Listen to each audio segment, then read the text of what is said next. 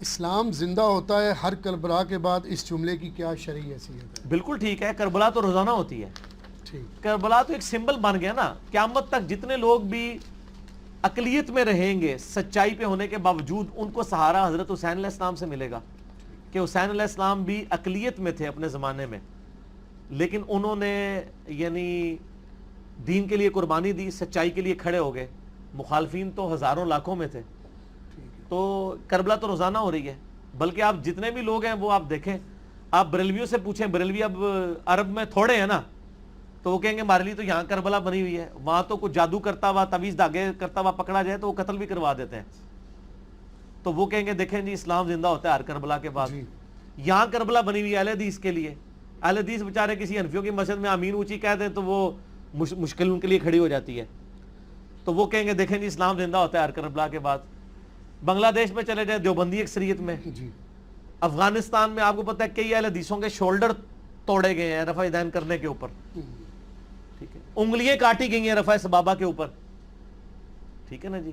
کافروں نے نہیں، مسلمانوں نے، ٹھیکیداروں نے، اسلام کے جو بنے ہوئے مولوی. اس لیے میں کہتا ہوں مولویوں سے ڈریں گے ان کی حکومت آ جائے. اگر کسی فرقے کے مولوی باقی فرقے نے خیر نہیں، چمڑی لا دیں گے جی. ٹھیک ہے نا جی. میں اسی لیے کہتا ہوں کہ یعنی مولویوں کے ہاتھ حکومت آنے سے بہتر ہے کسی دنیا دار منصف مزاج حکمران کے ہاتھ میں حکومت آ جائے. کم از کم سب کو جینے کا حق تو دے گا نا. یہ تو آپ سے حق چھینتے ہیں، جو آپ کی مسجد سے آپ کو نکال دیتے ہیں. اگر حکومت ان کے پاس آ جائے تو یہ آپ کو صرف مسجد سے نکالیں گے نہیں، جیل میں پھینکیں گے. سر بالکل اتنا خطرناک کھیل آپ کے ساتھ کھیلیں گے یہ لوگ. ایک بندے پر قرض ہے، کیا وہ پہلے قرض ادا کرے گا یا زکوٰۃ؟ قرض تو پہلے ادا کرنا ہوگا نا جی.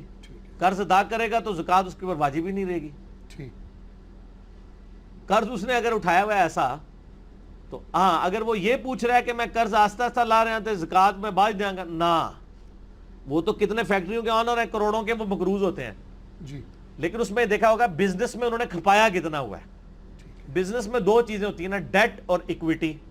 ایکویٹی کہتے ہیں راس المال کو جو مالک کی اپنی رقم ہوتی ہے، اور ڈیٹ کہتے ہیں جو وہ ادھار پہ اٹھاتا ہے. یعنی اگر کسی کا کروڑ کا بزنس ہے، 40 لاکھ اس کی ایکویٹی ہے اور 60 لاکھ اس نے ادھار اٹھایا ہوا ہے، تو ظاہر ہے وہ 40 لاکھ کا مالک ہے نا. 40 لاکھ کی تو زکوٰۃ اس نے دینی ہے جو کاروبار میں کھپایا ہے.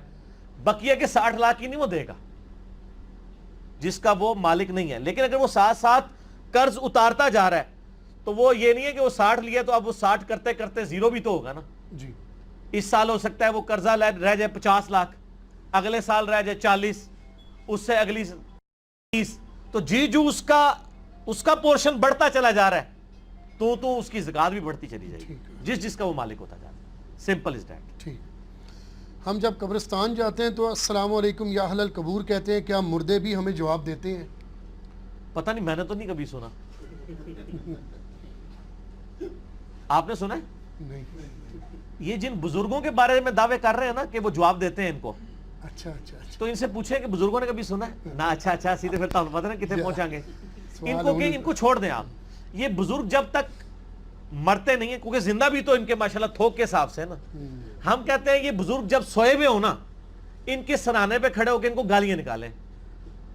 انورٹڈ کاما میں یعنی چلو دوسروں کے بزرگوں کو گالیاں نکال لیں، اپنوں کو تو آپ نہیں نکالیں گے نا. گالیاں نکالیں اگر کوئی شخص. ہم تو گالی نکالنے والے نہیں ہیں نا، ہم تو گالیاں کھانے والے ہیں. وہ کہتے ہیں نا ہم درود والے ہیں، بارود والے نہیں ہیں. تو ان درود والوں کو کہتا ہوں کہ آپ گالیوں والے، گالیاں دینے والے، ہم گالیاں کھانے والے ہیں. یہ ہم سے بھی ایک لیتے ہیں نا جی. ٹھیک ہے نا. اور آپ درود بھی ٹنڈے ہی پڑھتے ہیں، صلی اللہ علیہ وسلم ہی پڑھتے ہیں. ہم پڑھتے ہیں صلی اللہ علیہ وآلہ وسلم. ٹھیک ہے نا. بلکہ وہ صلی اللہ علیہ وسلم بھی تو میں نے دیکھا بہت کم ہی یہ لوگ پڑھتے ہیں. حضور نہیں فرمایا، اتنا ہی کہہ کے سائڈ پہ ہو جاتے ہیں. تو نہ آپ درود والے ہیں نہ برود والے ہیں. درود والے بھی ہم ہی ہیں اور گالیاں کھانے والے بھی ہم ہیں. ٹھیک ہے. مولا علی کے ماننے والے ہیں نا. مولا علی پہ ممبروں پہ آپ لوگوں کے بزرگوں نے لانتیں کی ہیں، تو ہم بھی صبر و شکر سے کھا رہے ہیں گالیاں. آپ گالیاں دینے والے ہیں. ٹھیک ہے نا جی. باقی یہ کہنا گستاخوں کو گالیاں دینا ثواب کا کام ہے، اس پہ میرا کلپ آ چکا ہے. کیا گستاخوں کو گالیاں دینا ثواب کا کام ہے؟ میں نے ان کے سارے جو جھوٹے طریقے سے دلائل دیے, میں نے ان کا جواب دیا اللہ کے فضل سے, کیونکہ اسلام کو بدنام کر رہی تھی نا یہ گالیوں والی پارٹی. جی تو یہ جو ان کو کہ اپنے بزرگوں کے سامنے آپ کوئی بات کریں جب وہ سوئے ہوئے ہوں, خراٹے لے رہے ہوں, اور بعد میں ان کو اٹھا کے پوچھے میں نے کیا بات کی تھی,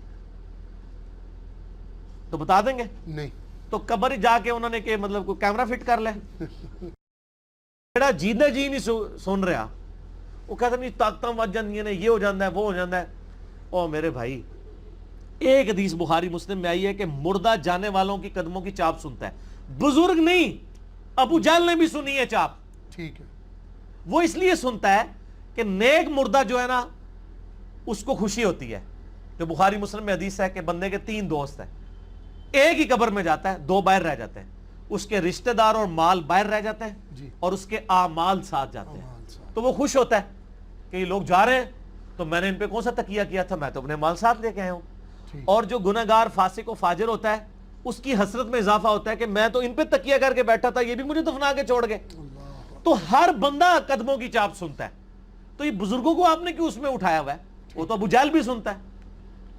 ٹھیک ہے, تو وہ اللہ تعالیٰ سنواتا ہے. باقی جواب دینا یہ کسی حدیث میں نہیں آیا کہ وہ جواب دیتے ہیں, اگر دیتے ہیں تو آپ دکھائیں, اور آپ سنتے ہیں تو آپ ہمیں بتائیں, ریکارڈنگ کر کے بتا دیں. ٹھیک ہے, تو وہ اس طرح نہیں ہے. اللہ ہمارا سلام ان تک پہنچاتا ہے. یعنی جس طرح میں اگر کسی کو کہوں کہ آپ کا سلام, میرا سلام جو ہے ان تک پہنچا دیں ندیم بھائی تک, تو آپ اس کے جواب میں علیکم السلام کہہ دیں گے نا. میں نہیں سنوں گا لیکن میرے تک آپ نے جو سلامتی کی دعا کی وہ پہنچ جائے گی اللہ کے حضور. بس اس قسم کا رشتہ ہوتا ہے. یہ نہیں ہوتا کہ نہ مردے ڈائریکٹ سن رہے ہوتے ہیں سلام, نہ مردے ڈائریکٹ جواب دے رہے ہوتے ہیں, بلکہ اللہ تعالیٰ پہنچاتا ہے اور وہ جواب دیتے ہیں, اور جواب وہ ہمارے تک پہنچتا کوئی نہیں, ان دعاؤں کا حصہ ہمیں پہنچتا ہے. بخاری مسلم میں الفاظ ہیں جب تم نماز میں پڑھتے ہو السلام علیکہ ایھا النبی اور السلام علینا وعلی عباد اللہ الصالحین. عبداللہ ابن مسعود کے الفاظ ہیں بخاری مسلم میں کہ ہم اس کے ساتھ پڑھا کرتے تھے السلام علی جبرائیل, السلام علی میکائیل, السلام علی اسرافیل. تو نبی علیہ السلام فرمایا کہ تم فرشتوں کے نام لے کے سلام کیوں پڑھتے ہو؟ جب تم نے پڑھ دیا وعلی عباد اللہ الصالحین تو سارے اس میں شامل ہو گئے, اللہ تمہارا سلام ان تک پہنچا دے گا. تو اللہ ہمارا سلام ہمارے نبی تک بھی پہنچا رہا ہے, صحابہ تک بھی پہنچا رہا ہے, اہل بیت تک بھی پہنچا رہا ہے, اور ان کی دعاؤں کا حصہ ہمیں پہنچ رہا ہے. باقی اگر کہیں کہ کوئی ریکارڈنگ آڈیو سن سکیں یا ویڈیو, نہ, امپاسبل. یار سیدہ عائشہ اس حجرے میں رہی ہیں جس میں نبی علیہ السلام کی قبر مبارک تھی 47 سال تک. کوئی ضعیف روایتی دکھائیں کہ حضرت عائشہ نے کہا ہو کہ میں نے آج قبر مبارک سے نبی علیہ السلام کی آواز سنی ہے. بالکل صحیح. یا وہ جب جنگ جمل کے لیے نکلی ہیں, ہو پہ کتے بھونکے اور وہاں جا کے ان کو شرمندگی ہوئی اور واپس کا ارادہ کیا, بعد میں ایک تلخ حقیقت ہے قبر رسول سے تو آواز نہیں ہے کہ عائشہ کیوں جا رہی ہو علیہ وسلم نے. بالکل صحیح. بعد میں وہ کہتی ہیں مجھے میرے سوکنوں کے ساتھ دفن کرنا, مجھے رسول اللہ کی قبر کے ساتھ دفن نہ کرنا. بخاری کے الفاظ ہیں, اور مصنف ابن ابی شیبہ میں نے حضور کے بعد وہ کام کیا ہے, وہ لفظ تو بڑے سخت ہیں, وہ نیا کام دین میں کیا یعنی بدعت کی. قرآن میں حکم تھا نا نبی کی بیویوں گھروں میں ٹھہری رہو, تو حضرت عائشہ خود اپنے اوپر ہی فٹ کرتی تھی, لیکن چونکہ انہوں نے اللہ سے معافی مانگی ہے, ہم اللہ سے امید کرتے ہیں دنیا اور آخرت میں حضور کی وہ بیوی ہے انشاءاللہ. عمار بن یاسر کا خطبہ ہے بخاری میں کہ عائشہ دنیا اور آخرت میں تمہارے نبی کی بیوی ہے, لیکن اللہ نے تمہیں آزمائش میں ڈالا ہے کہ عائشہ کی اطاعت کرتے ہو یا اللہ کی اطاعت کرتے ہو, کیونکہ حضرت علی کی اطاعت اللہ کی اطاعت ہے, کیونکہ اولی الامر منکم ہے, وہ اطیعوا اللہ واطیعوا الرسول واولی الامر منکم. حضرت عائشہ کی توہین نہیں کی عمار بن یاسر نے, وہ رسپیکٹ اپنی جگہ. تو حضرت عائشہ نے سنا. سیدہ فاطمہ حضور کے بعد 6 مہینے زندہ رہی ہیں, حضور کے غم میں ہی فوت ہوئی ہیں, تو انہوں نے تو کہیں حضور صلی اللہ علیہ وسلم کو. بخاری کے الفاظ ہیں انس تم لوگوں کے دلوں نے کیسے گوارا کیا کہ رسول اللہ کے اوپر مٹی ڈال دو. ان کو کسی نے ہنستے ہوئے نہیں دیکھا, انہوں نے تو کبھی نہیں کہا کہ مجھے آج حضور خواب میں آئے تھے, آج مجھے حضور جو ہیں وہ صلی اللہ علیہ وسلم کی آواز آئی تھی. آج کل ہر چوتھے بندے کو خواب آیا ہوا ہے. ٹھیک ہے, وہ کل ایک بریلوی عالم دین آئے ہوئے تھے, لیکن وہ اب ماشاءاللہ علمی کتابی اس طرف آلموسٹ پہنچ چکے ہیں. تو انہوں نے ایک بڑی پیاری بات کی ہے. انہوں نے کہا پرانے زمانے میں لوگ جو ہے نا وہ حدیثیں گھڑا کرتے تھے, ٹھیک ہے نا, تو نبی علیہ السلام کے اوپر, کیونکہ زمانہ قریب تھا, میں نے فلاں سے سنا, اس نے فلاں سے فلاں سند پہنچا دی. کہتے ہیں اب 1400 سال میں تو ان کو 25-30 بندے ڈالنے پڑیں گے, فلاں نے فلاں سے سنا, فلاں سے کہتے ہیں اب وہ سند گڑنا تو ہو گیا مشکل, اب انہوں نے خواب گڑنے شروع کر دیے. کیسے پوائنٹ کی بات کی ہے انہوں نے, کہتے بھی صحابہ تابعین کے زمانے میں, مسلم شریف کے مقدمے میں ہے, امام مسلم لکھتے ہیں کہ مدینے میں 100 نیک لوگ تھے تبع تابعین میں سے, جن کے نیک ہونے پہ بھی اتفاق تھا اور اس میں بھی اتفاق تھا کہ حدیث ان سے نہیں لی جائے گی, حدیث میں یہ جو ہے وہ نیک نہیں ہے, ہر سنی سنائی بات آگے کر دیتے ہیں. یعنی یہ تابعین میں سب سے زیادہ جھوٹے لوگ پیدا ہوئے ہیں جنہوں نے حدیثیں گھڑی ہیں صحابہ کے زمانے کے اندر. ٹھیک ہے, میرا اس کے اوپر ایک کلپ بھی ہے, وہ کراچی کا جو ایکٹر مولوی ہے اس کے جواب میں, شیخ زبیر صاحب کے جواب میں, کیا صحابہ کے زمانے میں جھوٹ بولا جاتا تھا, تو میں نے بتایا کہ مسلم کے مقدمے میں لکھا ہوا ہے کہ صحابہ کے زمانے میں ہی تابعین نے جھوٹی حدیثیں گھڑی, اور حکمن تو وہ تابعی تھے نا. اب آپ ان کو کہہ دیں فاسق و فاجر تھے, جیسے آپ ساری حرکتیں کر کے بھی مسلمان ہی ہیں نا, آپ سے ہم اسلام نہیں نہ چھینتے. اس طریقے سے صحابہ کے زمانے میں جو کلمہ کو مسلمان تھے انہوں نے حدیثیں گھڑی ہیں, ہم ان سے تابعیت نہیں چھین سکتے. ہم کہیں گے وہ برے تابعی تھے, اور جو اچھے والے تھے وہ اچھے تابعی تھے, تابعی تو تھے, وہ صحابہ کو تو دیکھا ہوا تھا انہوں نے. تو اس زمانے میں بھی حدیثیں گھڑی گئی ہیں, آپ کو پتہ ہے یہ بات. تو اس زمانے میں جب اتنے برے برے کام ہوئے ہیں, تو یعنی آج کے زمانے میں بھی اگر ہوتے ہیں تو اس میں پریشانی نہیں ہونی چاہیے. تو بڑی اچھی بات ان کی کہ اس زمانے میں لوگ سند گھاڑ لیتے تھے, کیونکہ 2-3 بندے بیچ پانے پہنتے سن نا. ایک بندہ کہہ دیں میں نے حسن بصری سے سنا, انہوں نے انس بن مالک سے, انہوں نے نبی علیہ السلام سے. اون جو کوئی بریلوی دیوبندی اہل حدیث یا مولوی کہے کہ میں نے فلانے سے سنا, میں نے فلانے سے سنا, کتنے بندے بیچ پائے گا؟ ٹھیک ہے, 1400 سال جنگل عبور کرنا پڑے گا. تو انہیں کہا بھائی یہ اوکھا کام ہے, چپ کر کے خواب ہی پڑھاؤ. خواب ہی تو تمہیں کوئی روایت کرنے کی ضرورت نہیں. یعنی ایک اسلامی بھائی کا بیان ہے کہ نبی علیہ السلام خواب میں آئے, انہوں نے یہ فرما دیا, بس ختم. تو یہ اس لیے خواب گڑے جاتے ہیں. دیکھیں کیسے کیسے ٹروتھ ریویل ہوتے ہیں اس مجلس کے اندر.